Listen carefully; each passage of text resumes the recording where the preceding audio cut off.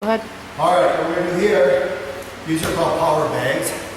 I saw these in a video years ago, but what they had done is they taken a punching bag, they duct tape the top, left the chain loops in there, and what happened to us is the first time we threw it a couple times, we blew all the stuffing out. So I have them redone, both ends are sewed, we have handles on the inside and outside. I have different weights, I have a 40 pounder, a 60 pounder, this is a 60 pounder, an 80 pounder, a 110, and a 160. Normally my workouts I do the 160, but because I'm tired and I'm going to shoot this all in one shot, I'm going to use a 60 pounder today.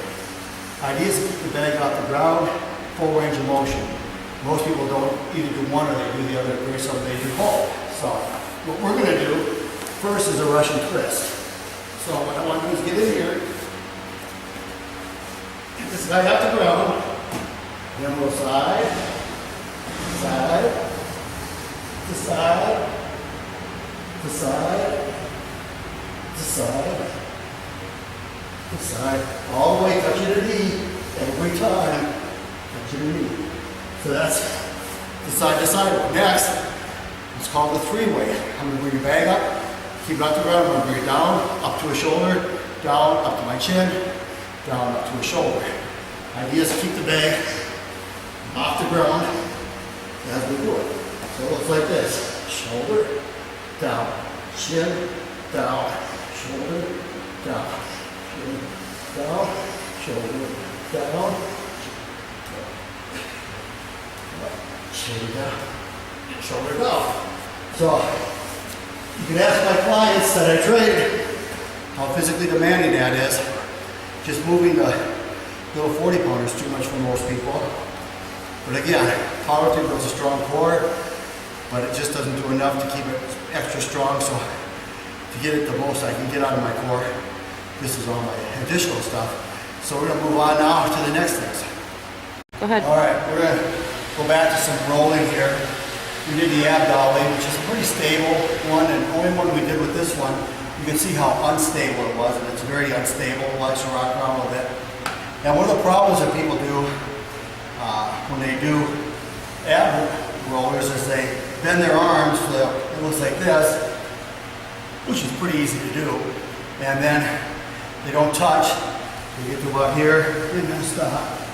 And blocking the elbows, going out of the way makes it a lot harder.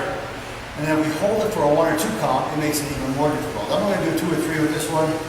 My abs are getting pretty sore, I don't know how long I'll be able to control this for. But it looks like this, and I can leave my feet up, or I can leave them flat. I bring them up, makes it a little bit more difficult. So it looks like this, arms locked.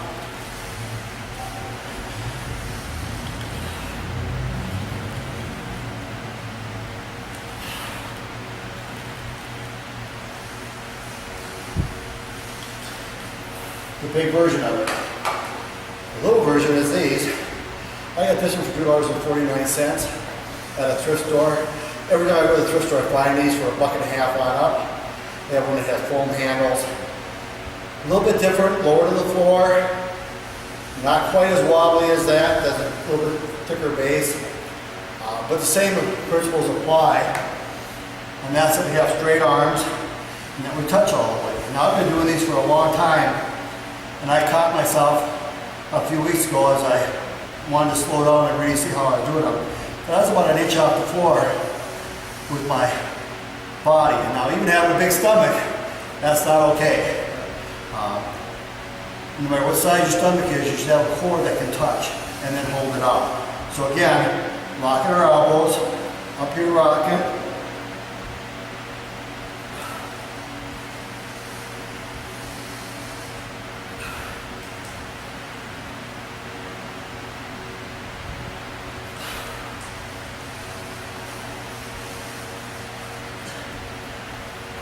That's the ab roller, small and large. This will ab wheel, ab roller, if you want. Good. All right, this is called a 4-way leg raise. What we're going to put our legs in, kick them up, bring them down, put them back out, not touching at the bottom. Now ideally, we want to bring them up, straight straight down, out. For most people that's impossible. I know there's a lot of fit guys that can do it. I'm not one of them. But I do get a lot of benefit from this one. And it's a very strong, complete ab exercise. So it looks like this.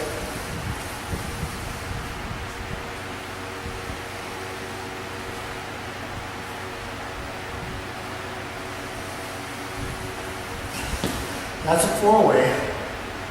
And what we'll do next is a body lever. A body lever is to get up as straight as you can. Again, ideally be up on your neck, straight up, lay out and hold it. I can do it a little bit. I'm not as good as other people. I have a training partner who can do it almost perfect. But I think it's one of the true tests of strength of our core. So I'm going to take one out, hold it for a little bit, and see how it goes. So it goes looks like this.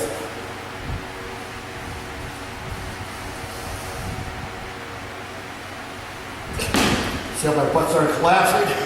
Well, I should have probably done this at the beginning of our video, but that's a body lever, a great way to test your core strength. And we're gonna move over to glute ham sit-ups next. All right, we're gonna do sit-ups on a glute ham machine.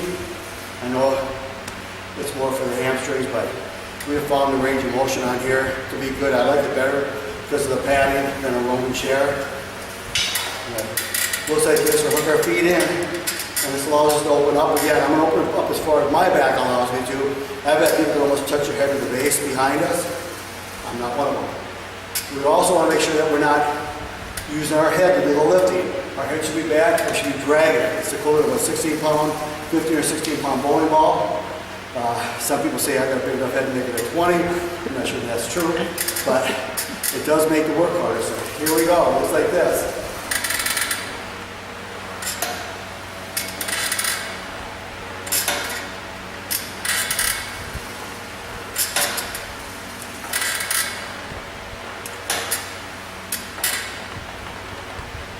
All right, now we're going to add a body bar, just a 12-pound body bar, and it just makes it a little bit more difficult to do.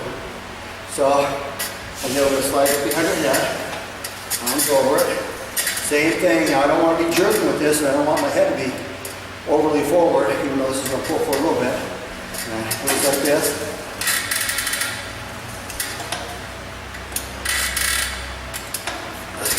See how hard that is? I'm losing a little bit of my stomach core here, so again, try it again. What we're going to do this time is we're going to do again, as I lay back, I'm going to use all abs here, and my body's kind of giving out. So what I'm going to do is, you can always default. So what I'm going to do is default, have her shut the camera off for a second. I'm going to default and get a stick into it. All right, I'm going to try this one again with a little bit lighter stick this time. Again, it's just down. There you go.